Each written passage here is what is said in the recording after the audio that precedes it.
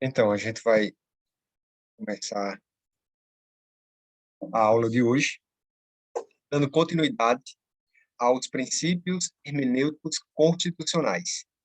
E, Professor, com licença. hoje não. Eu acabei de chegar aqui faz poucos segundos, mas e o sorteio dos temas do trabalho? Então, como nós temos um tempinho, aí vamos fazer o seguinte, como esta é a primeira aula experimental, digamos assim, pelo Zoom, aí eu não sei se todos estarão, aí a gente vai, amanhã a gente sorteia, pode ser? Dá certo? Ah, tudo bem, certo. Tá bom? Fica que eu já recebi, né, os nomes, e aí a gente promove esse sorteio amanhã.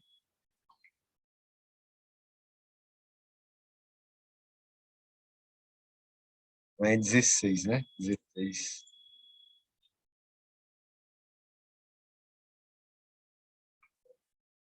Então, do que a gente viu até agora, alguém tem alguma intervenção, alguma pergunta?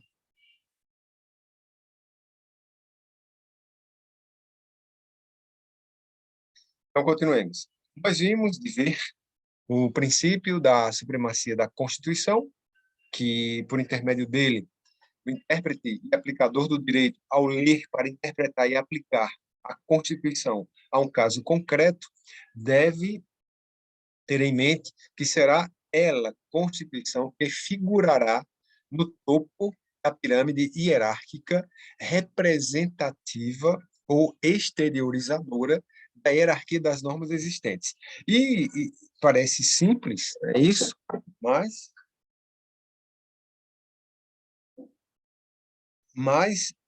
tem uma série de consequências, de desdobramentos decorrentes dessa afirmação de que, no topo de uma pirâmide hierárquica representativa da hierarquia das normas existentes, em um Estado de direito escrito, como é o nosso, realmente será a Constituição que figurará nesse topo, irradiando os seus efeitos jurídicos por sobre toda a ordem jurídica posta, isto é, toda a ordem jurídica positivada, ou seja, toda a ordem jurídica escrita. Nós estamos em um Estado de direito escrito, certo? Não é costumeiro, como na Inglaterra, por exemplo. Aí, tanto que, se o ordenamento jurídico posto não obedecer aos ditames inseridos na Constituição, esse ordenamento não terá validade jurídica, será inconstitucional. Mas nós vimos também que, por ordem mesma da Constituição Federal, figura nesse topo da pirâmide hierárquica outras. Opa, sai, Diego. Outras normas que eu falei foi dos tratados internacionais de direitos humanos que forem aprovados em nosso ordenamento jurídico, ou na forma do parágrafo 3º do artigo 5º, ou seja, com status de emenda à Constituição. E mesmo não sendo aprovado com esse status, ou seja, sendo aprovado na forma do parágrafo 2º do artigo 5º, que, por não exigir quórum, aplica-se quórum para aprovação, né? Por não exigir especificamente quórum para aprovação, aplica-se o quórum genérico, que é o quórum do artigo 47 de nossa Constituição, ou seja, de maioria simples, para aprovar uma norma internacional que verse sobre direitos humanos. E aí, como essa norma é materialmente constitucional, figurará também numa parte não em cima da Constituição, não no topo da pirâmide, mas numa zona intermediária entre a ordem constitucional e a ordem infraconstitucional, é, recebendo o status jurídico na forma do que entendeu o STF, o Supremo Tribunal Federal, recebendo o status jurídico de norma supralegal, com todos aqueles desdobramentos e consequências que nós percebemos, né? Ou seja, revoga a ordem infraconstitucional todas as leis que dispuserem de maneira contrária a esse tratado internacional e paralisa a Constituição nos pontos conflitantes, desde que, claro, a norma internacional disponha de maneira mais favorável para os humanos, já que o direito internacional é regido por vários princípios, dentre eles, pelo princípio pro homine, isto é, princípio da norma mais favorável ao homem. É o que aconteceu com o Pacto de São José da Costa Rica, que estabelece que só é possível a prisão civil decorrente de depositário infiel. Perdão, que estabelece que só é possível a prisão civil decorrente de dívida de alimentos, dívida inexcusável de alimentos. E a nossa Constituição também prevê essa possibilidade, mas prevê uma a mais, que é a de depositário infiel. Então, como o Pacto de São José da Costa Rica diz melhor para os direitos humanos de que o que estabelece a nossa Constituição, nesse caso, prevalece o Pacto de São José da Costa Rica, revogando a legislação infraconstitucional e paralisando a Constituição nesse ponto conflitante. Certo? Vimos também o princípio da máxima efetividade do texto constitucional, e como o próprio nome já sugere, essa máxima, deixa eu tirar aqui o WhatsApp, essa máxima efetividade constitucional estabelece que, por exemplo, quando o intérprete e aplicador do direito vai ler para interpretar e aplicar a Constituição, deve fazê-lo no seguinte sentido: retirar da Constituição sua máxima força eficacional, sua máxima efetividade. E aí nós exemplificamos isso no primeiro caso foi com o Pacto de São José da Costa Rica, e nesse segundo caso foi com aquela determinação contida na linha B do inciso 2 do artigo 10 do ato das disposições constitucionais transitórias, isto é, ADCT, que estabelece que a mulher tem direito à estabilidade no emprego conseguido desde a confirmação da gravidez até 5 meses após o parto. E aí nós passeamos pela modificação da interpretação ao longo dos anos e à luz do princípio da máxima efetividade do texto constitucional, e constatamos, sim, que hoje, quando o intérprete e aplicador do direito lê esse trecho da Constituição, deve subentender que ali não está o vocábulo confirmação, mas sim concepção, já que a regra estabilitária visa a proteger também o nascituro, a vida intrauterina, que é justamente, se a mulher é empregada, é com o recebimento do salário que ela vai garantir a sua sobrevivência e a sobrevivência daquele que ela carrega, daquele nascituro que ela carrega em vida intrauterina. Tá certo? Então, percebemos tudo isso, e agora sim, princípio da unidade da Constituição. Pelo princípio da unidade da Constituição, nós temos que a Constituição ela é una, ou seja, ela não contém regras antinômicas. E o que são regras antinômicas? Regras antinômicas são aquelas que se auto-excluem. Então, na Constituição, nos 250 artigos que compõem a Constituição, né, e nos 118 que compõem o ADCT, as disposições constitucionais transitórias, não existem regras que se auto-excluem, não existem regras antinômicas. No máximo, existirá um conflito aparente de normas. E, como o próprio nome já sugere, é aparente. Em verdade, o conflito nem existe. Então, pelo princípio, o intérprete e aplicador do direito, quando ler para interpretar e aplicar a Constituição ao caso concreto, já tem que ter em mente também o norte dado por esse princípio hermenêutico intitulado de unidade da Constituição. E aí, nós podemos exemplificar da seguinte maneira, mas antes de exemplificarmos, nós temos a dizer que a teoria da antinomia das normas, da autoexclusão das normas, é aplicável ao ordenamento jurídico infraconstitucional, isto é, às leis ordinárias, leis complementares, medidas provisórias, decretos legislativos, resoluções e leis delegadas, tá certo? Então, aí se aplica inteiramente esse regime antinômico de normas. E aí, por exemplo, nós temos que, imaginemos que foi publicada a Lei A, né? A Lei A foi publicada dizendo, por exemplo, que os trabalhadores têm direito os trabalhadores do comércio, de um modo geral, ou os bancários, de um modo geral, têm direito a uma hora extra de 51%. Imaginemos que exista essa lei. Anos depois, é publicada uma outra lei dizendo que os bancários têm direito a uma hora extra de 52%. Ponto. Só um artigozinho.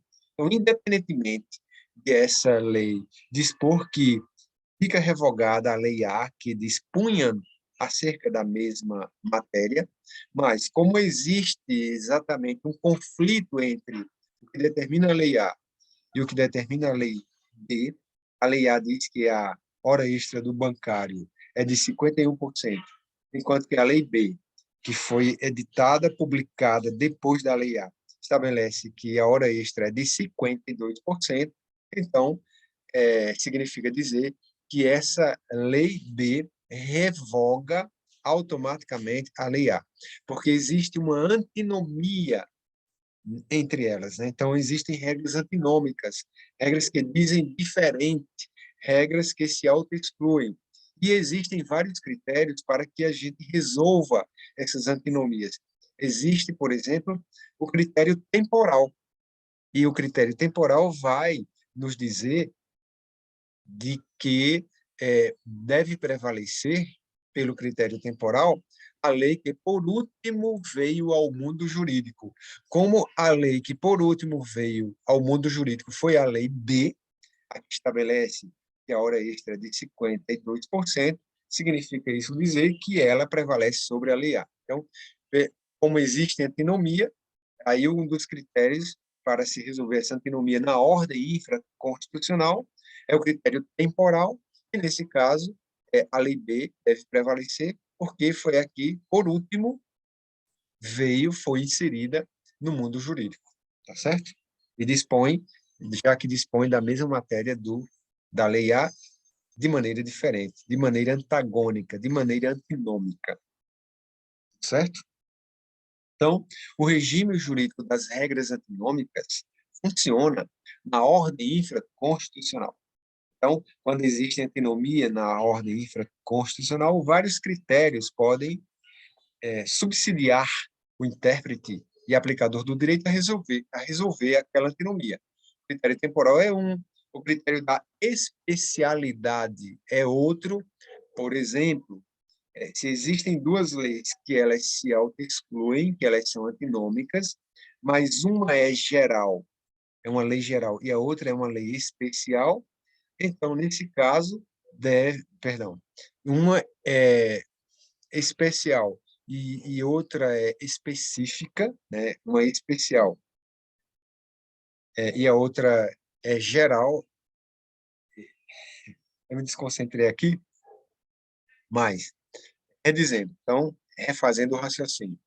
Se existem duas leis, e aí eu quero resolver agora essa situação pelo critério da especialidade. Então, se existem duas leis que se auto-excluem, mas uma é uma lei geral e outra é uma lei especial, isto é, uma lei específica, ou seja, que trata de uma determinada matéria, então, nesse caso, deve prevalecer a lei especial ante a lei geral, tá certo? Não significa dizer também, nessa situação, que a lei geral não está vigorando, que a lei geral não tem força. A lei geral tem força para as demais matérias e para as demais situações diferentes daquela lei específica, tá certo? Então, nós temos o seguinte, para exemplificar isso. Lembrando que nós estamos na ordem infraconstitucional, explicando sobre a teoria que trata as regras antinômicas. E lembrando ainda que tudo isso que eu estou a falar para vocês não se aplica à ordem constitucional.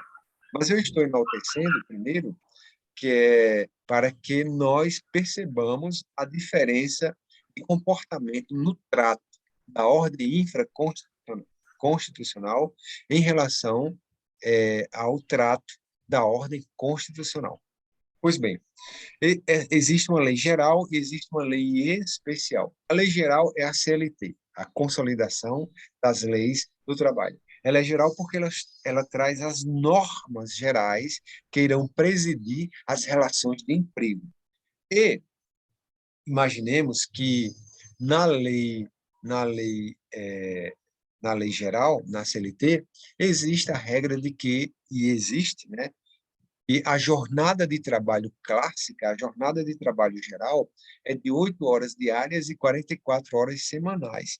E aí a lei, a CLT replica, em verdade, que determina o inciso 13 do artigo 7º de nossa Constituição, que estabelece que a jornada de trabalho é de 8 horas diárias e 44 horas semanais. Agora imaginemos, isso é a lei geral, né?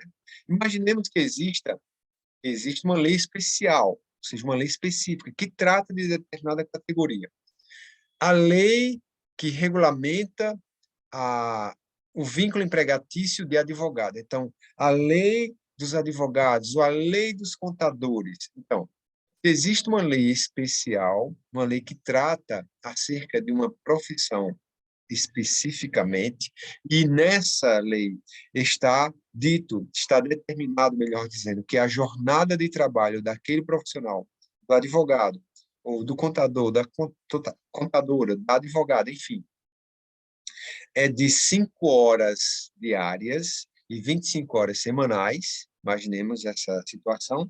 Então, nesse regime antinômico de normas, cujo critério a ser utilizado para resolver a situação é o da especialidade, prevalecerá a lei do contador, a lei do advogado, frente à lei especial da CLT. Não significa dizer, contudo, que a lei especial está revogada. Não, de forma nenhuma. É para aquela situação em específico deve prevalecer a lei especial na lei geral. Tanto que a lei geral, que é a CLT, permanece valendo para todas as demais categorias, todas elas, que não têm lei especial. Só não prevalece a CLT no ponto que diz respeito à jornada do advogado e à jornada do contador, já que essas leis, que são classificadas como leis especiais, estabelecem uma jornada diferente e mais favorável ao empregado do que aquela que está na CLT, tá certo? Então, esse jogo antinômico, e é importante que vocês saibam, justamente porque quando vocês estiverem na lida, né, tanto contadores quanto advogados estiverem na lida, o tempo inteiro darão de cara com situações dessa natureza. E isso na ordem infraconstitucional. Então, quando existem regras antinômicas, isto é, regras que se auto-excluem na ordem infraconstitucional,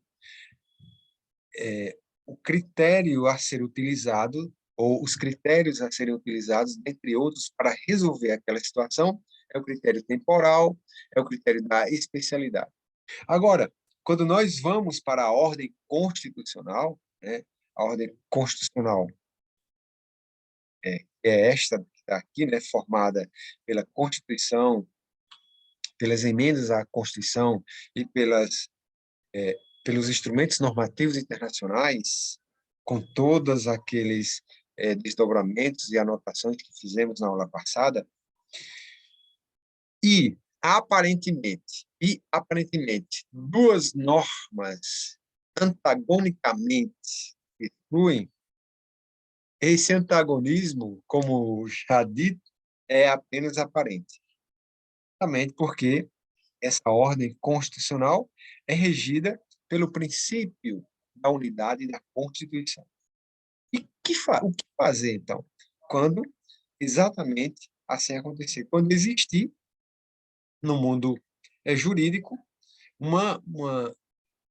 dispositivos na Constituição, ou princípios na Constituição, que se antagonizem, ou que aparentemente se antagonizem. Então, o intérprete e aplicador do direito, sob o norte o princípio da unidade da Constituição ponderará entre aquelas regras que aparentemente se autoexcluem e aplicará aquela que, para aquele caso concreto, produzirá justiça, sem, contudo, dizer que a outra, que não serviu a regrar, que não serviu a promover a justiça naquele caso, está revogada. Não. Tanto é que, em um outro caso, se as mesmas regras se, aparentemente, as mesmas regras se auto-aniquilarem, se antagonizarem, aparentemente, pode ser aplicada aquela primeira regra que ficou para trás, naquele outro caso concreto, que serviu de, de solução para aquele caso anterior, não serventia agora, justamente porque, se ela for aplicada agora, promoverá a injustiça e não a justiça. Aí, nesse caso, aplica-se aquela que não serviu para o primeiro caso concreto, mas serve agora para o segundo, porque é ela que promoverá a justiça. Certo? O princípio é meio confuso, mas eu vou exemplificar com um suposto caso concreto. O princípio da unidade da Constituição diz tudo isso. Então, imaginemos que aqui em João Pessoa nós temos, no bairro de Manaíra, nós temos o bairro São José, que é um bairro bem popular e que, vez ou outra, existem tiroteios, vez ou outra tem é, venda de drogas, e aí o helicóptero da polícia passa aqui por Manaíra, fica sobrevoando lá o bairro São José, enfim. Então, é um bairro que é assim, meio que uma bomba armada, no que diz respeito ao desrespeito ao ordenamento jurídico.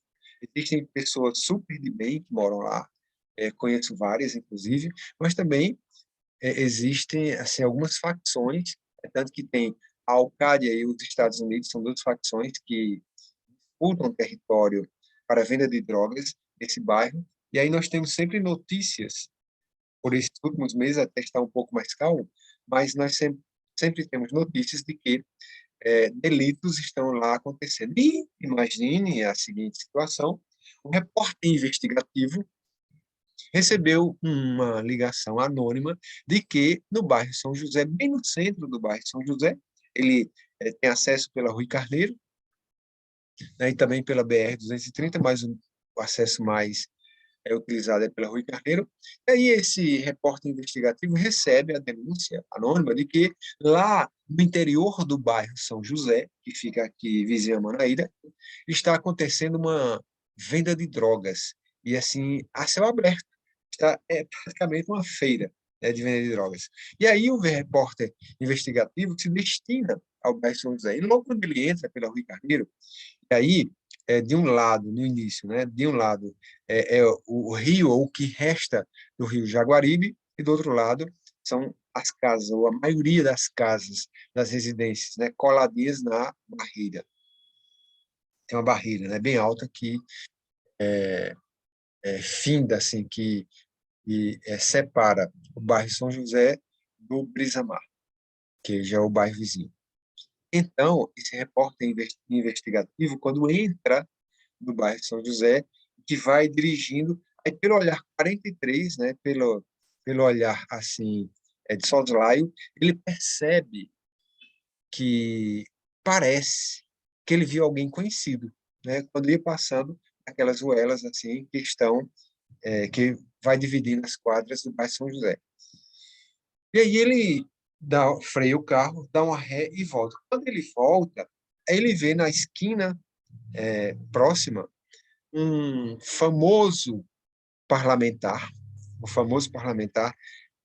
entregando nas mãos de um grande construtor da construção civil uma mala. E na hora que ele entrega aquela mala, inadvertidamente, o construtor deixa a mala cair no chão. E quando cai, ela se abre. E quando se abre, dá uma ventania e assim, voa dinheiro daquela mala. Dinheiro, muito dinheiro voa daquela mala. E o repórter investigativo, que já estava com a câmera a postos, registra tudo isso, né? E aí o deputado, ou o senador, parlamentar, de modo geral, vê vê toda aquela cena, né? Quando vê aquela cena, aí percebe que o fotógrafo irá publicar. Então ele já se manda, o parlamentar já se manda para o Poder Judiciário pedindo que o juiz condene aquele repórter a não veicular aquela cena na mídia. E se embasa justamente no direito à intimidade e à vida privada, que é um direito fundamental que está escrito, que está relacionado no artigo 5º. Aí, o repórter investigativo se defende da seguinte maneira: eu doutor juiz, e o meu direito à liberdade de expressão, que também é direito fundamental e que está no rol do artigo 5º. Então, vejam só, dois direitos de índole fundamental que aparentemente entram em xeque e que aparentemente, mas apenas aparente, se auto-excluem. Nesse caso, o juiz deve aplicar o princípio ou o direito à intimidade e à vida privada ou o direito à liberdade de expressão. Interrogação. Vamos ao segundo exemplo para que a gente possa voltar e responder isso. Então, no segundo exemplo, imaginemos que nós estamos entre o dia 12 e 13 de junho. Dia 12 é a noite dos namorados, né? Como vocês sabem. Comemora o Dia dos Namorados. E aí esse repórter investigativo está na fila de um dos motéis aqui de João Pessoa, né, esperando que vague e ele consiga entrar. Quando ele está dentro desse carro, ele vê, assim, surpreendentemente, esse parlamentar saindo de dentro do motel, com a sua amante ou com seu amante, enfim. E ele clica a cena, né, do parlamentar saindo com a pessoa que estava dentro do motel. E aí o parlamentar, vendo tudo aquilo, já vai direto para o plantão judiciário e pede que o juiz condene o repórter a não veicular a cena na mídia, a foto na mídia. E, em base a isso, o direito fundamental à intimidade e à vida privada.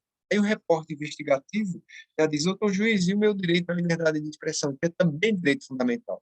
O juiz tem os mesmos direitos fundamentais aí, aparentemente, em xeque para solucionar. Nesse caso do motel, qual deve prevalecer? Qual deve o juiz aplicar? O direito à intimidade e à vida privada ou o direito à liberdade de expressão? Então, vejam, são duas situações completamente distintas, mas em ambas as situações, os mesmos direitos fundamentais aparentemente estão em xeque. Bom, pelo princípio da unidade da Constituição, olha como é importante esse princípio, não existem regras antinômicas dentro da Constituição. Então, não existem regras que se auto-excluem dentro da Constituição. Nesse caso, o juiz, utilizando a técnica da ponderação dos direitos, então ele ponderará os direitos que aparentemente estão em xeque e vai perceber qual dos direitos fundamentais deve ser aplicado, porque é ele, esse direito fundamental que vai ser eleito pelo juiz, que vai propiciar a justiça ao caso concreto, sem, contudo, dizer que o outro que não serviu a reger essa situação fática está revogado. Não, porque não existem regras antinômicas. Apenas aquele outro que não serviu para esse caso concreto não é aplicado porque não faria a justiça para aquele caso ora analisado. Mas, se porventura em uma outra situação os mesmos direitos fundamentais estiverem em xeque, poderá ser que ele, que não serviu para esse primeiro caso, seja aproveitado. E o que serviu para o primeiro caso não seja aproveitado porque não promoverá a justiça. Então, diante desse Professor, princípio da unidade da Constituição, pois não? é só uma questão, porque no dia de hoje, né, com as redes sociais, como se daria essa questão? Porque vamos supor que se um Mofi da vida está lá na porta do motel, ele vai tirar a foto e vai publicar, Na antes hora. mesmo do deputado acionar o plantão judiciário. Aí, nesse caso, entraria a questão do direito civil, é isso mesmo? Para reparar esse dano, difamação, esse tipo de coisa. Isso, Miguel, certamente que sim. Mas eu estou. Esse exemplo é um exemplo estanque, assim, é um exemplo assim que na vida cotidiana do acesso à tecnologia que temos hoje, quase que seria impossível isso acontecer, né? porque na hora que se clica, já se está nas redes sociais, em todas elas, com um clique, de um celular. Mas imaginemos essa situação. Estou falando assim que é justamente para que vocês possam visualizar, tá certo, Miguel? Mas, respondendo objetivamente à sua pergunta, sim, certamente na hora que for clicado, já estará nas redes sociais e vai ter, quem se sentir prejudicado terá ação de reparação de danos, certo? Então, mas voltando aos exemplos, imaginemos que seja assim. No primeiro caso, lá no caso daqui do bairro São José, em que o repórter investigativo clicou aquela cena de um parlamentar entregando uma mala de dinheiros a uma pessoa da construção civil. Qual princípio deve prevalecer? O princípio do direito à intimidade da vida privada ou o princípio da liberdade de expressão? O que é que vocês acham? Acho que o direito Nesse à vida privada. caso, eu acredito que o da liberdade de expressão, professor. Alex, liberdade de expressão. Quem acredita diferente? Eu já acredito que deveria ser particularidade, né? Acho que esse deveria ser soberano acima desse da liberdade de expressão, porque eu acho Por que que, você João está Lucas? Me expondo explica aí melhor. a intimidade de uma pessoa, por mais que ele tenha feito algo e pela uma figura pública, por exemplo, que afeta muito, né, quem é político, quem tem sempre está nos holofotes, né, o que ele faz. Mas eu acho que esse da particularidade estaria acima da liberdade de expressão. Deveria prevalecer, né? Miguel, quer Eu acho falar? que eu acho que prevaleceria o também da particularidade, né? O senhor está Uhum, falando aí. tá. Então, pessoal, em verdade, em verdade, deve prevalecer nesse caso o direito à liberdade de expressão. Por quê? Porque o homem é um homem público, ele está em uma via pública, o repórter investigativo, e ainda, nós temos 522 anos de existência, né, enquanto Brasil. São 522 anos de corrupção. Então, são 522 anos nos comprovando que aquela cena clicada por aquele repórter é cena de corrupção. Então, como o homem é público, como ele está em uma via pública, nada impede que prevaleça aí o direito à liberdade de expressão, e não o direito à intimidade e à vida privada. Tá certo? Professor, Sim, Janaína. se ele estivesse, por exemplo, num lugar mais privado, aí seria diferente? Então, eu penso, Janaína, que nesse caso, se estivesse no local privado, poder-se-ia se discutir um pouco mais, né? Um pouco mais. Mas diante, Janaína, mesmo assim, diante do histórico de corrupção que nós temos, né? Que é endêmico, da política não, da politicagem, porque política não é isso, né? Que a gente vê. Então, como é algo endêmico, então eu penso que o Poder Judiciário optaria em prevalecer o direito à liberdade de expressão, e não o direito à intimidade da vida privada. É porque o homem é público. O homem é público, ele deve satisfação em relação a todos os atos que ele pratica, porque ele exerce, ele tem uma, veja só, o grau, o tamanho de responsabilidade de um político. Ele tem uma procuração que que você, que cada um que apertou a teclinha verde deu. Então, ele tem que honrar essa procuração, esse mandato, justamente porque ele não está ali, aquele mandato não é dele, aquele mandato é nosso, é do povo. Ele apenas representa esse povo e pratica os atos que nós todos supostamente praticaríamos. Então, assim, como ele é um homem público, deve 100% de satisfação de todos os atos que ele pratica, e como essa cena certamente parece-se, assemelha-se com corrupção, e como ele estava em um ambiente público, né, então certamente deve prevalecer o direito à liberdade de expressão. Se Janaína estivesse em um ambiente privado, poder-se-ia, como eu disse, discutir, mas eu ainda penso que deve prevalecer o direito à liberdade de expressão. Diferentemente do que acontece no segundo caso. Ele sai com a pessoa do motel e aí não interessa a ninguém, mas absolutamente a ninguém com quem o parlamentar se deita. Então, nesse caso, nitidamente, deve prevalecer o direito à intimidade e à vida privada, porque ali ele estava em um ambiente privado, né? Assim, no ambiente privado, totalmente privado, interessa somente a ele e a outra pessoa, evidentemente, e a mais ninguém. A não ser, claro, que ele ainda estivesse transgredindo as normas, que, por exemplo, a pessoa que ele tivesse lá fosse uma menor ou um menor. Aí, tudo bem. Aí, eu penso que interessa a toda a coletividade, né? Proteger os direitos dos menores. E aí mudaria de figura. Mas imaginemos que a pessoa que ele estava lá era uma pessoa de mais de 18 anos. Aí realmente deve prevalecer o direito à intimidade e à vida privada. Pois não, Miguel ia falar? Não, só uma observação, porque, assim, nessa primeira situação aí do cara do bairro São José recebendo dinheiro, como o senhor falou, eu entendi como se fosse uma suposição. Pelo nosso histórico de corrupção no Brasil, Uhum, possivelmente ele estaria recebendo uma propina, alguma coisa desse sim. tipo, né? Mas isso aí depois deveria ter que ser comprovado se realmente era uma propina ou ele estava recebendo dinheiro de uma venda de um terreno, alguma coisa nesse sentido, entendeu? Aí eu fiquei um pouco confuso com isso. Tá.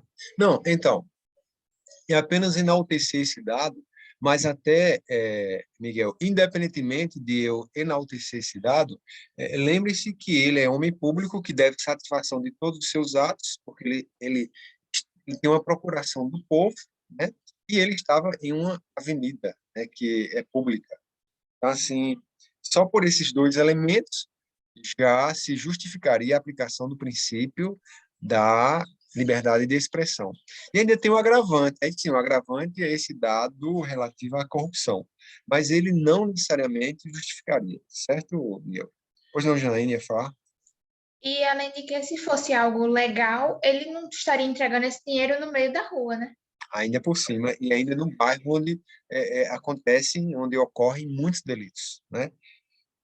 E isso, pessoal, isso assim, é recorrente, né? Isso é recorrente, acontece o tempo inteiro, como a gente sabe, né? Povo andando com dinheiro na cueca, o povo deixando malas de dinheiro em estacionamento de restaurante, o povo armazenando malas de dinheiro em apartamento que é alugado exclusivamente para isso, tá louco.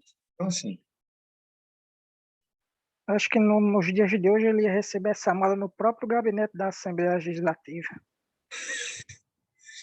o descaramento é tamanho que eu penso que sim, Miguel, também. Descaramento é tamanho que eu penso que sim. Tudo bem? Então, esse é o princípio da unidade da Constituição. Vejam só, pessoal, se por acaso cair, né, se por acaso cair, eu vou reabrir, tá certo? Porque talvez, como é a primeira vez que eu estou usando o Zoom, talvez ele tenha só de duração somente de 1 hora ou de 40 minutos. Eu me lembro que o Google Meet é que esse tempo, né? Mas o Zoom, eu não sei. A mim me disseram que não teria esse tempo. Mas, se porventura cair, aí eu falo com o Tiago pelo WhatsApp e mando o novo link. Bom, nós temos ainda, por fim, mas lembrando que existem vários e vários outros princípios hermenêuticos constitucionais, mas eu trouxe apenas os 4 mais evidentes. Nós temos ainda o princípio da força normativa da Constituição.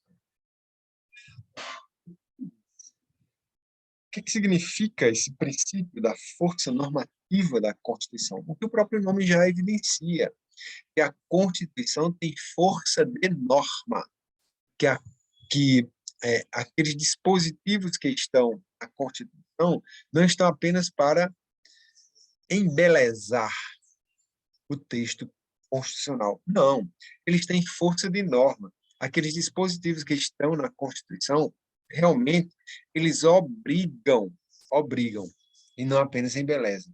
Embelezavam, sim, na ordem jurídica anterior, na ordem jurídica que prevaleceu até o dia 4 de outubro de 1988. Nós sabemos que, até essa data, 4 de outubro de 88, nós vivíamos em um estado totalitário, né? que quem mandava era que era o militar.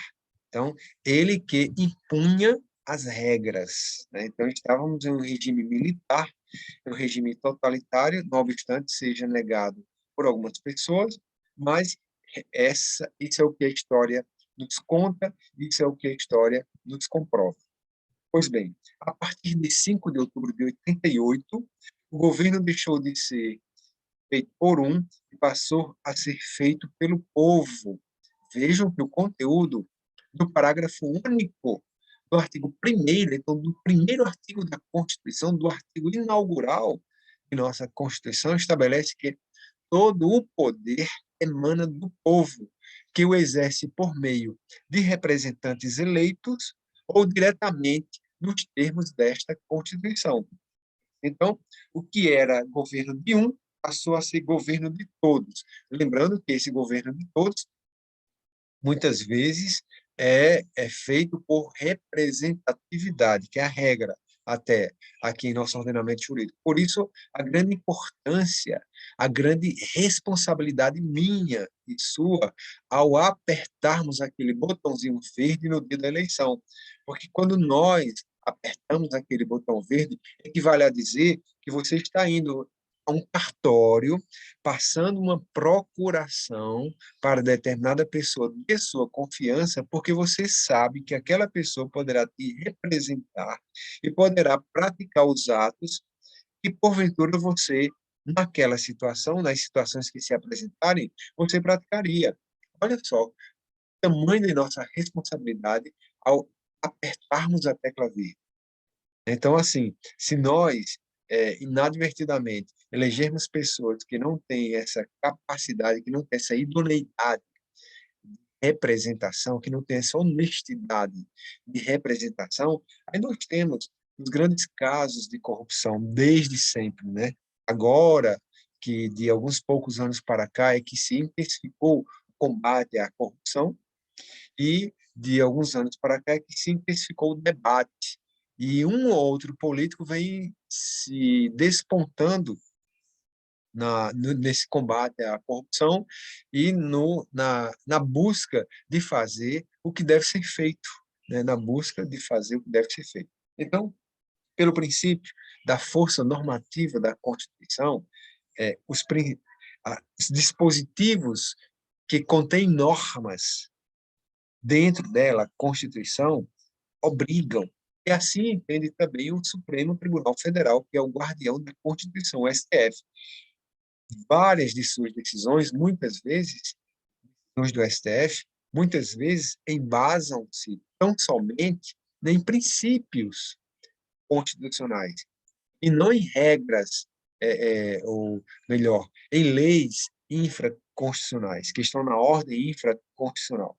Então, muitas vezes, as determinações ou as decisões proferidas pelo Supremo Tribunal Federal têm como fundamento os princípios constitucionais.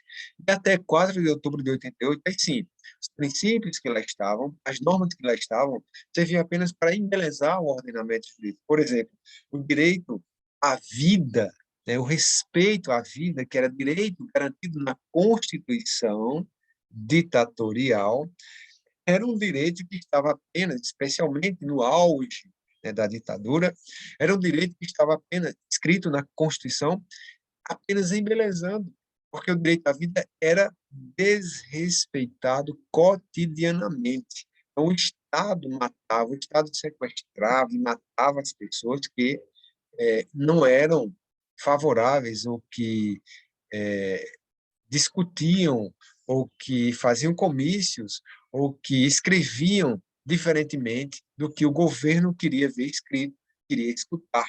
Enfim, Então, essas pessoas eram sequestradas, eram isoladas, eram presas e ou mortas.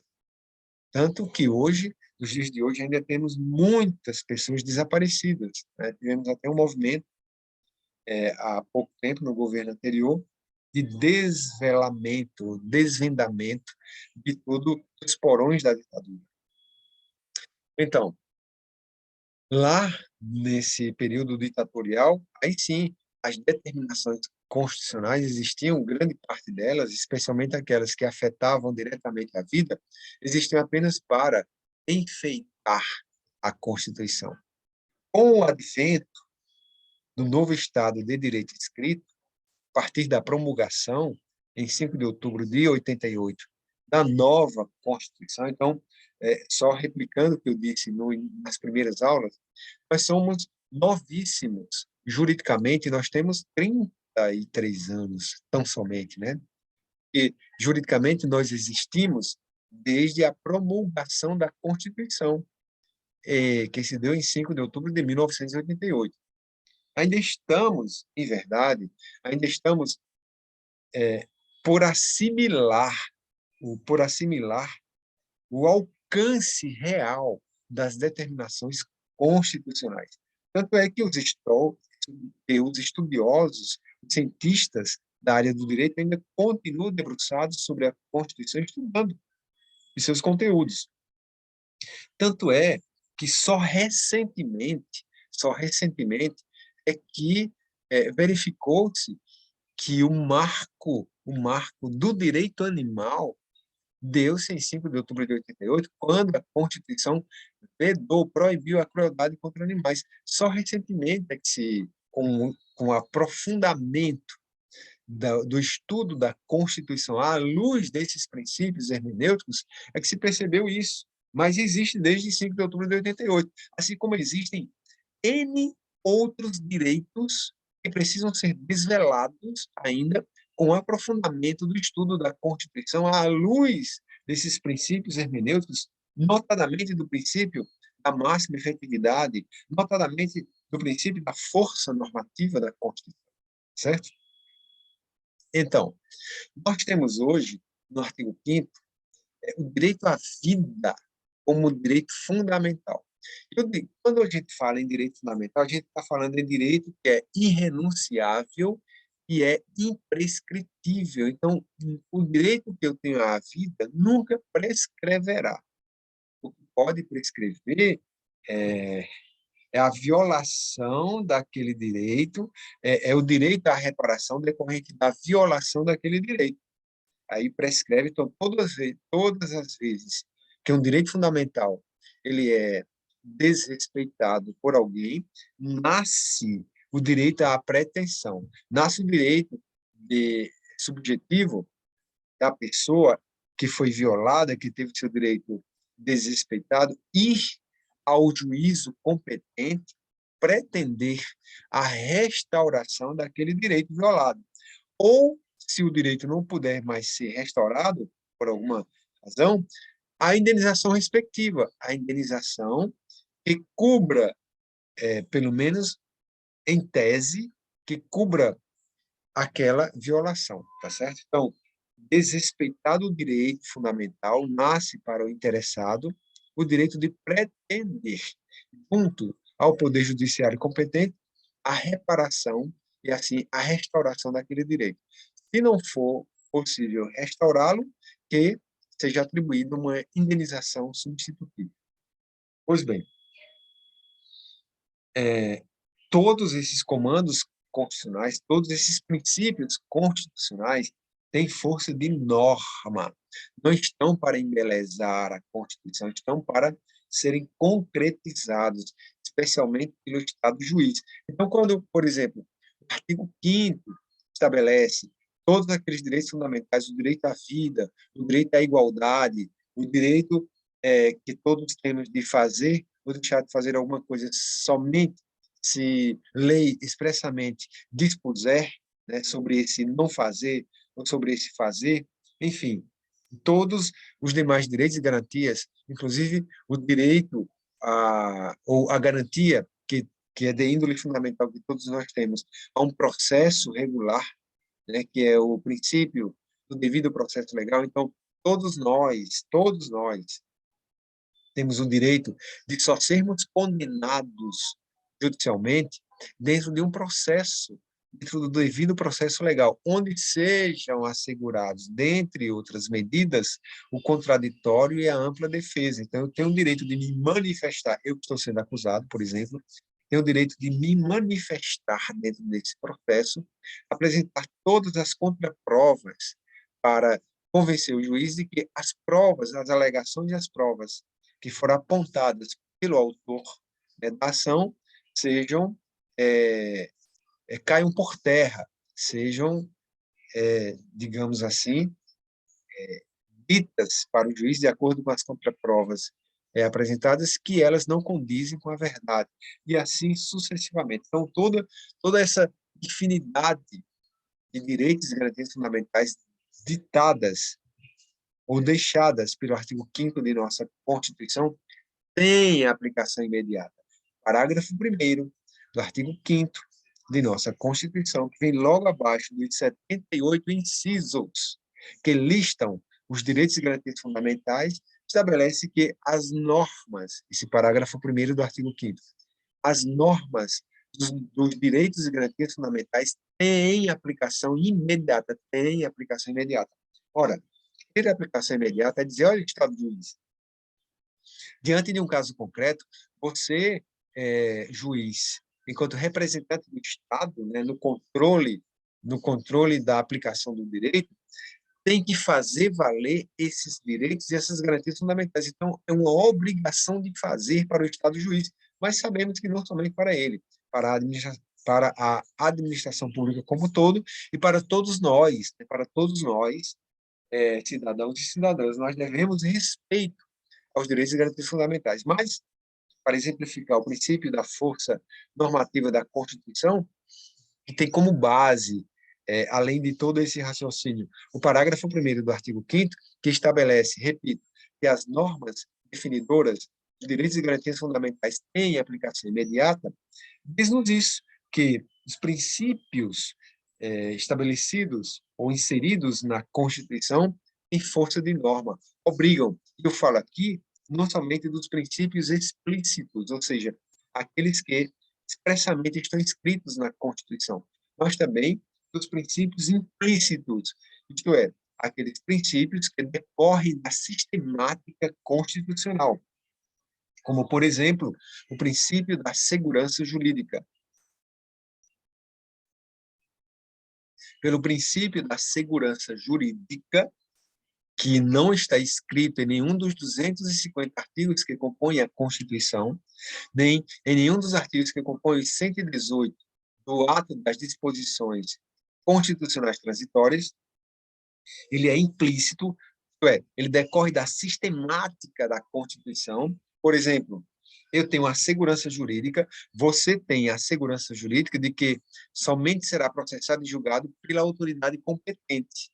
É um princípio do juiz natural que vem elencado no artigo 5º de nossa Constituição. Então, nós temos também a segurança jurídica que somente perderemos a nossa liberdade, que somente perderemos os nossos bens diante do devido processo legal. Então, se minha casa, se o meu relógio, se o meu carro vão ser tomados judicialmente, porque eu não paguei ou por alguma alegação ou outra, então, isso somente se dá se for instaurado um processo judicial no qual eu tenha a ampla liberdade de me defender, depondo, apresentando provas e contraprovas, né, para contradizer o que foi afirmado pela parte autoral, inclusive com provas testemunhais, com provas periciais, enfim, eu tenho toda a liberdade de me pronunciar dentro desse processo. Então, eu tenho a segurança jurídica, você tem a segurança jurídica de que nós não seremos obrigados a fazer ou deixar de fazer alguma coisa, senão na forma do que a lei dispuser, inciso 2 do artigo 5º. Nós temos a segurança jurídica de que seremos tratados igualmente, independentemente de raça, cor, etnia, orientação sexual, opção religiosa, enfim, né? Nós seremos tratados igualmente, pelo menos é isso que assegura a Constituição. Então, nós temos essa segurança jurídica. É um princípio da segurança jurídica, é um princípio implícito, não está escrito, e decorre de toda essa sistemática constitucional. E muitas, mas muitas são as decisões do Supremo Tribunal Federal, eu falo já dele, né, que é o guardião da Constituição, que tem como base o princípio da segurança jurídica para resolver sobre determinada pendenga que a ele, Supremo Tribunal Federal, é apresentada. Certo? Então, assim, pelo princípio da força normativa da Constituição, e nós temos um doutrinador estrangeiro, alemão, que é Konrad Hess. Konrad Hess tem um livrinho que é fininho, e que o título é justamente esse, a força normativa da Constituição, que enaltece e debulha, por assim dizer, com detalhes outros, o princípio da força normativa da Constituição. Mas dentro desse norte, que é seguido também por vários doutrinadores brasileiros e brasileiras, né? Doutrinadores e doutrinadoras aqui de nosso país. Ou pelo princípio, resumidamente falando, pelo princípio da força normativa da Constituição, todas as normas que compõem o texto constitucional têm força de norma. Não à toa são normas, né? Isto é, por ter norma, por ter força de norma, obriga e não apenas enfeita a ordem constitucional. É isso que diz o princípio da força normativa da Constituição. Parece tão óbvio, mas é importantíssimo esse princípio, justamente porque, em outro regime que vivemos, esse princípio da força normativa da Constituição era desrespeitado, era aviltado o tempo inteiro. A Constituição dizia de uma maneira, o Estado, que era representado por era mandado pelo militar, dizia de outra maneira, fazia de outra maneira, melhor dizendo, não só dizia, como fazia de outra maneira. Tá certo? Por isso que o princípio da força normativa da Constituição é tão importante. Alguma dúvida até aí?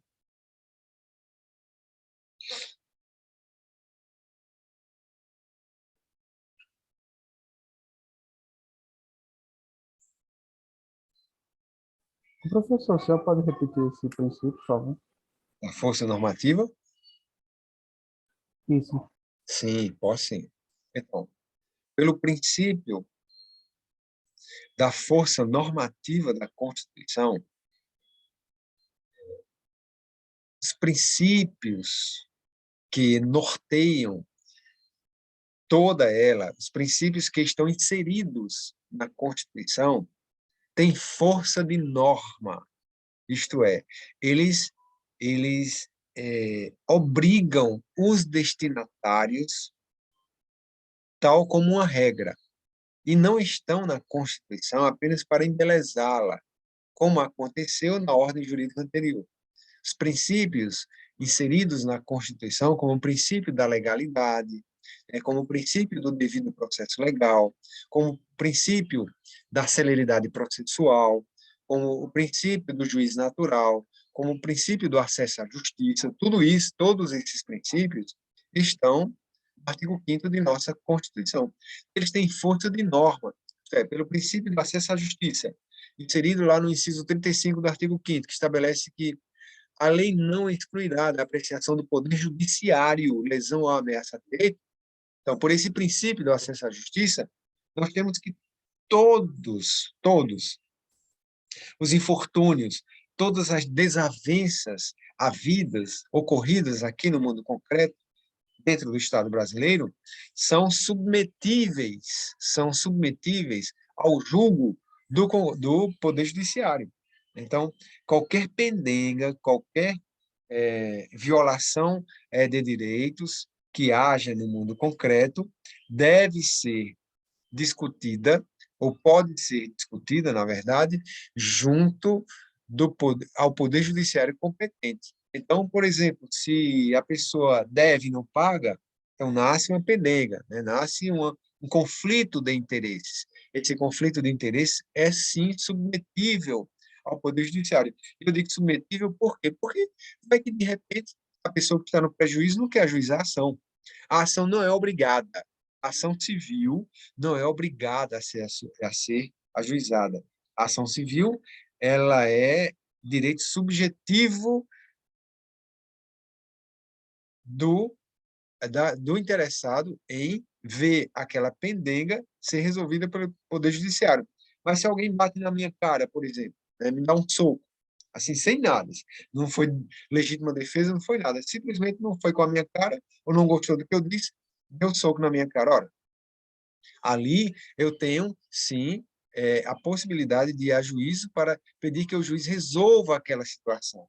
Nesse caso, que me indenize moralmente, então, indenização por danos morais, e se eu tiver tido algum prejuízo, precisar de uma cirurgia, né, uma cirurgia de reconstituição de face, uma cirurgia odontológica, que essas despesas sejam custeadas por quem me agrediu, e assim sucessivamente. Mas isso fica na minha subjetividade. Né? Por isso que eu digo que essas ações submetíveis ao Poder Judiciário, e não submetidas com obrigatoriedade.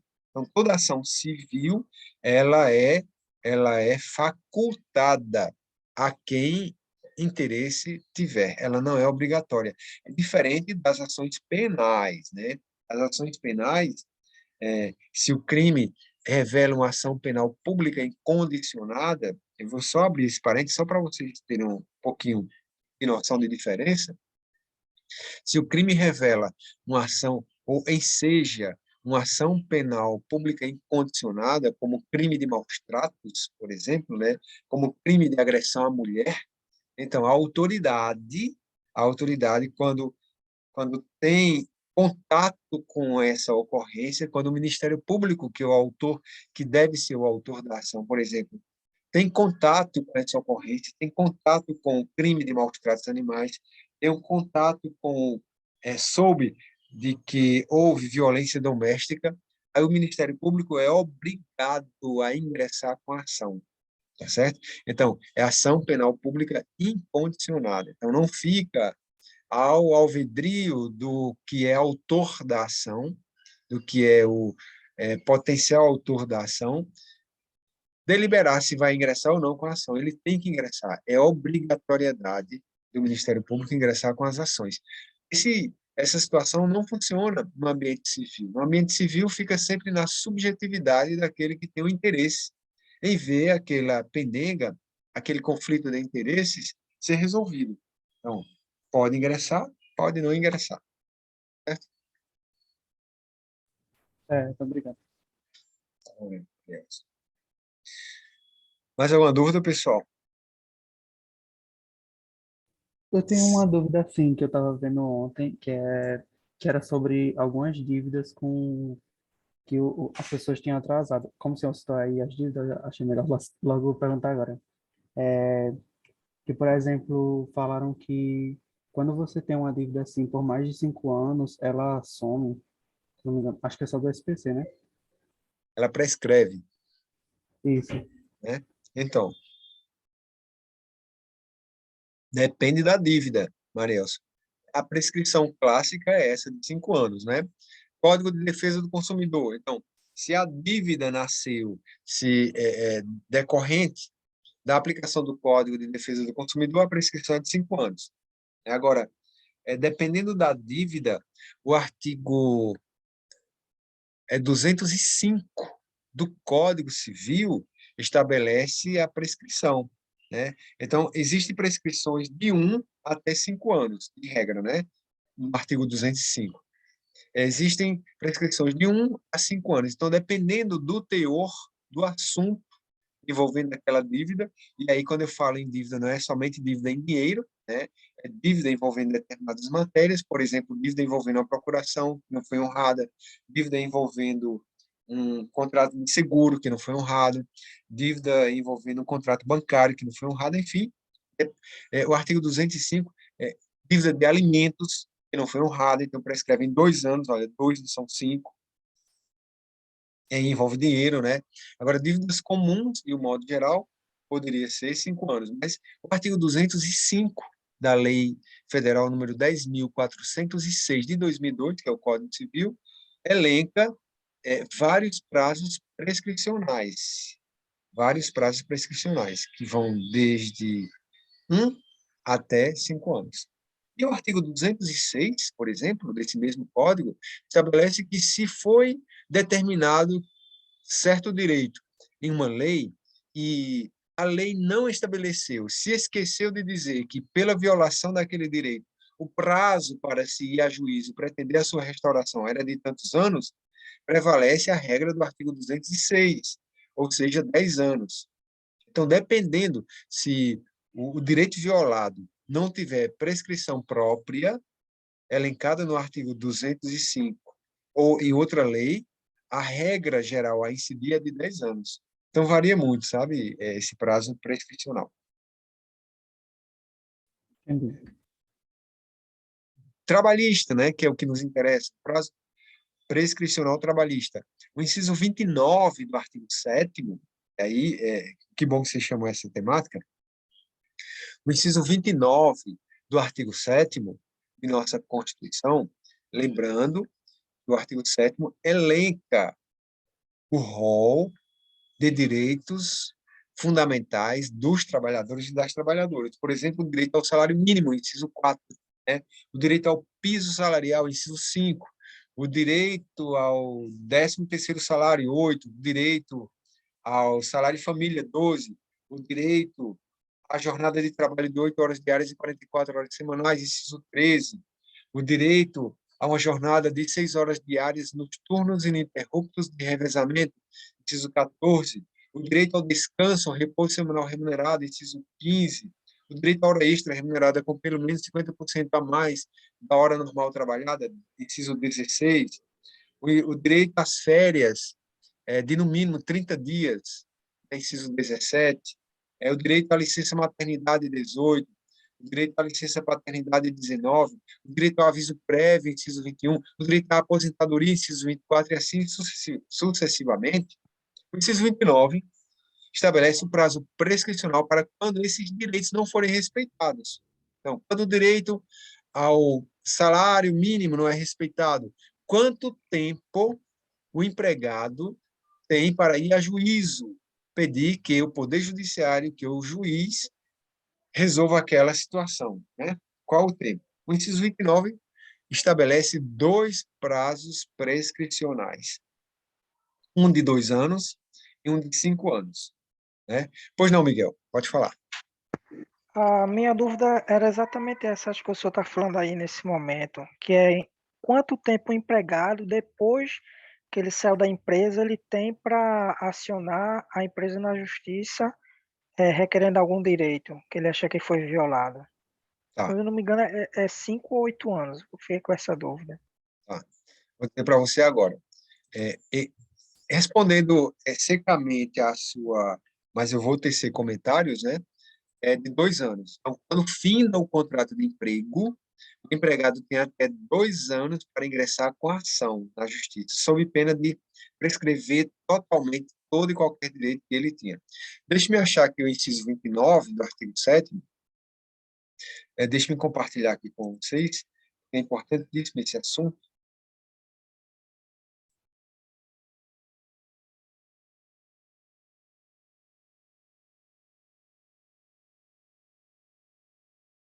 Já está sendo visto por vocês a Constituição? Assim, Tá? Então, nós chegamos aqui, olha, ao artigo 7º, né? São direitos dos trabalhadores urbanos e rurais, além de outros que visem a melhoria de sua condição social. Aí vem dizendo todos aqueles direitos que eu falei para vocês. São 34 incisos. 34 incisos. 34 incisos.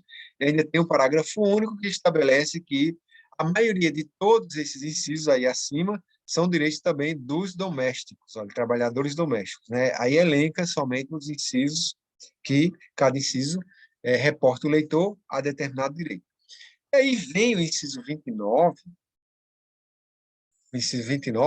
e estabelece, né, estabelece o prazo prescricional, para quando esses direitos não forem respeitados. E diz bem assim: ação quanto aos créditos resultantes das relações de trabalho com prazo prescricional de 5 anos para os trabalhadores urbanos e rurais e até o limite de 2 anos após a extinção do contrato de trabalho. Então, esse inciso 29 estabelece 2 prazos prescricionais. Prazos prescricionais devem ser lidos da seguinte maneira: imaginemos, né, vou já dizer desses prazos prescricionais com exemplos. Imaginemos que determinado empregado está há 8 anos prestando serviços àquele mesmo empregador. Então, existe um vínculo empregatício faz 8 anos. Esse empregador nunca depositou FGTS. Ora, prazo do FGTS, a par da discussão existente, mas à luz do próprio STF, que assim já entendeu, né, da forma como eu vou dizer para vocês. Então, faz 8 anos que ele está trabalhando para aquela empresa e nunca o empregador depositou FGTS. E nunca o empregado quis reclamar, porque sabe que se reclamar, o empregador pode ficar com raiva e jogá-lo fora, demiti-lo. Por quê? Se ele for demitido, existe uma fila de 14 milhões de desempregados. Então, certamente, se ele for demitido hoje de manhã, à tarde já tem outro no local. Então, ele fica caladinho, né? Por isso que faz 8 anos que ele vê tudo aquilo e nunca tomou nenhuma providência. Mas chega um momento que ele enche o saco. O empregado enche o saco. E aí resolve, dentro da relação de emprego, ainda prestando serviço àquele mesmo empregador, resolve ingressar na justiça. Então, nesse caso, ele poderá reclamar os 5 últimos anos, porque, veja só, o prazo prescricional geral, né, é de 5 anos, olha, 5 anos. Então, todo empregado tem direito de pretender na Justiça do Trabalho, que é a justiça competente para resolver os conflitos trabalhistas, então todo empregado tem direito de pleitear os 5 últimos anos. Então, se faz 8 anos que ele não recebe FGTS, os 3 primeiros anos dessa relação de emprego já estão prescritos, lamentavelmente. Então, se o empregado ingressa hoje na justiça, ele pode reclamar, pode pretender os 5 últimos anos. Certamente, ele conseguirá, logrará êxito nesse pleito. E aí, percebam que ele ainda está na relação de emprego, né? Continua. Se ele não for demitido, aí o juiz mandará que o empregador deposite os 5 últimos anos. Agora, imaginemos que o empregado esse mesmo empregado está há 8 anos, nunca recebeu FGTS, nunca reclamou, porque sabe que se reclamar, será demitido. Imaginemos que, porventura, o empregador demitiu esse empregado. Demitiu, por alguma razão. Ou porque está diminuindo, as despesas estão aumentando e a receita da empresa não está cobrindo, e aí ele resolve demitir alguns empregados e demite esse que há 8 anos não está naquela relação e não recebe FGTS. Então, fazer.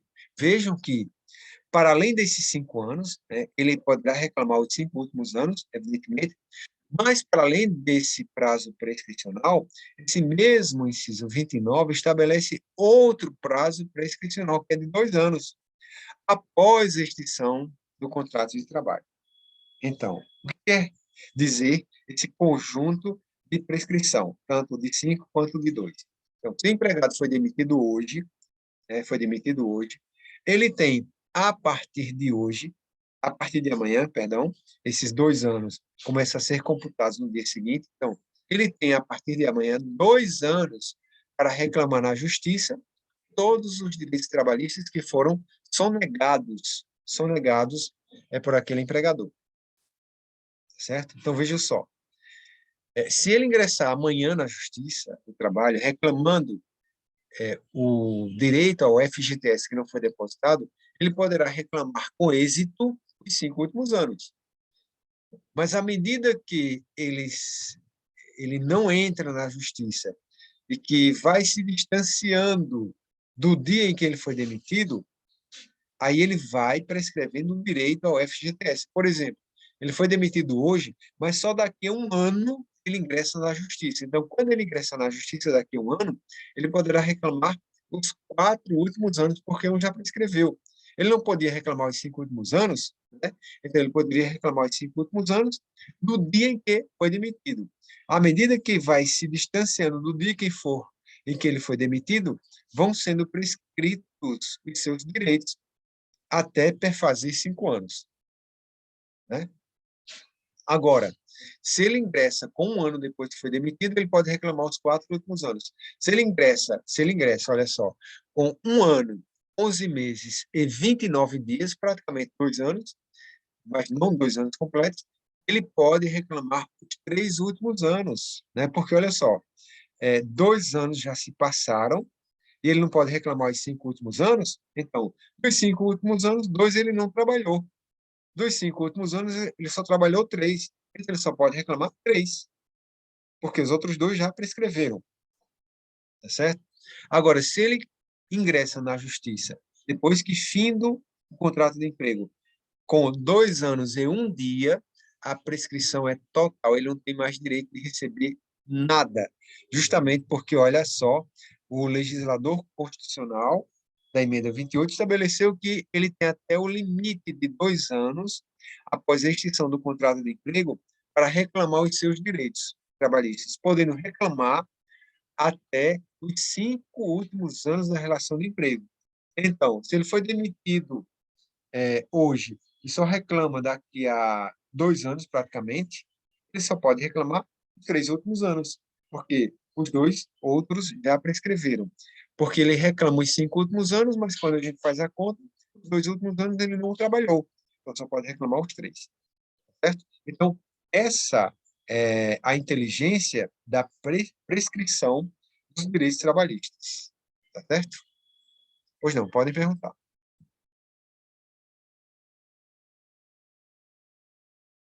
Professor, mas no caso, se passar os 5 anos e, tipo, o processo ainda estiver rolando, a justiça pode cobrar, né? Não entendi, Mariel, se repete, por favor. Tipo, se passou os 5 anos, mas o processo ainda estiver rolando, a justiça pode cobrar? Ah, sim. Sim, se o processo está rolando, então, e ele ajuizou no tempo em que poderia reclamar os 5 anos, últimos anos, sim. Né? Tá? Aí, o processo continua. O processo continua até a decisão final. Agora, tem uma outra, que a gente vai ter uma aula específica, né, sobre acidente de trabalho, mas eu vou só, já para deixar, digamos assim, a pulga atrás da orelha de vocês, falar da prescrição das pretensões acidentárias. Quando o empregado adoece e aquele adoecimento dá-se em decorrência da atividade que ele desenvolvia, então, aquele adoecimento é qualificado, caracterizado como acidente do trabalho, a prescrição é essa mesma, continua do mesmo jeito, só com a seguinte observação. Imaginemos que o empregado que trabalhou lá na lavoura da cana-de-açúcar durante 10 anos foi demitido já faz, sei lá, já faz 15 anos. Já faz 15 anos. Só que hoje ele é apresentado nele um câncer de pulmão. Um câncer de pulmão. E aí ele consegue um laudo médico atestando que o câncer de pulmão teve como, digamos assim, teve como concorrência, teve como forte contribuição para o desenvolvimento desse câncer de pulmão, a inalação do pelinho da cana-de-açúcar durante os 10 anos que ele trabalhou, faz mais de 15 anos. Certo? Então, olha só, essa possibilidade de câncer de pulmão decorrente das peculiaridades com que a atividade aérea é desenvolvida é caracterizada como acidente de trabalho, na forma do artigo 20 da Lei 8.213 de 91. Nesse caso, o prazo prescricional, veja que faz 15 anos que ele não trabalha mais para aquele empregador. Mas, nesse caso, o prazo prescricional para que essa pessoa ingresse em juízo e busque que o ex-empregador pague indenização por danos morais, pague indenização por danos materiais, danos econômicos, ou seja, custeie todas as despesas médico-hospitalares que, porventura, ele tiver, cirurgias, medicamentos, fisioterapias, né? Enfim, tudo, ele obrigue judicialmente o ex-empregador a pagar todos esses valores porque ele adoeceu decorrente da atividade que ele desenvolveu para aquele empregador há mais de 15 anos ou há 15 anos exatos.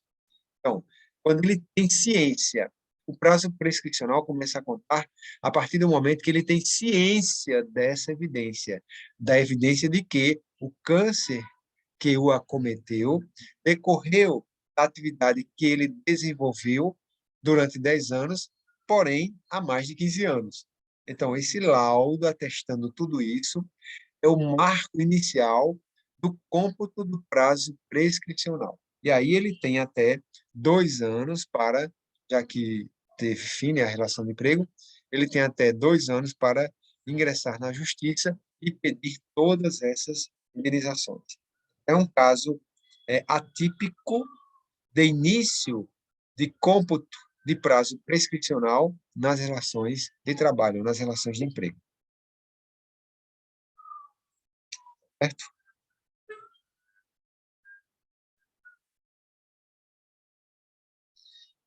Então, pelo que estamos vendo,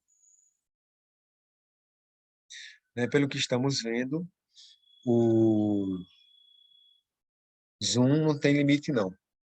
E aí, como eu vou... Alguma dúvida mais? Podem perguntar.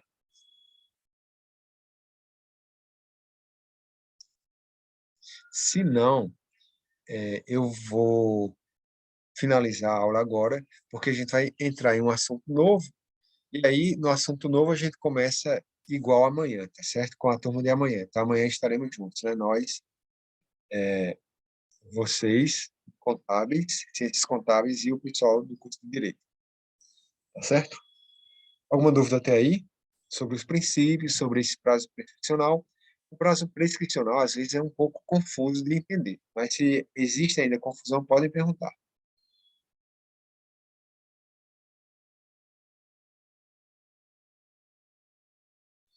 Então, se não há dúvidas, a gente encerra por aqui e se encontra amanhã às 10 horas. Aí amanhã, certamente, vai ser... Eu mando pelo grupo, tá certo? Se vai ser pelo Meet ou se vai ser pelo Zoom.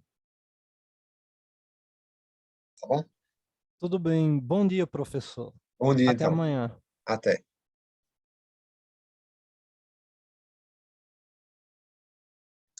Tchau, professor. Tchau, querida. Tchau, tchau, professor. Até mais, Diego.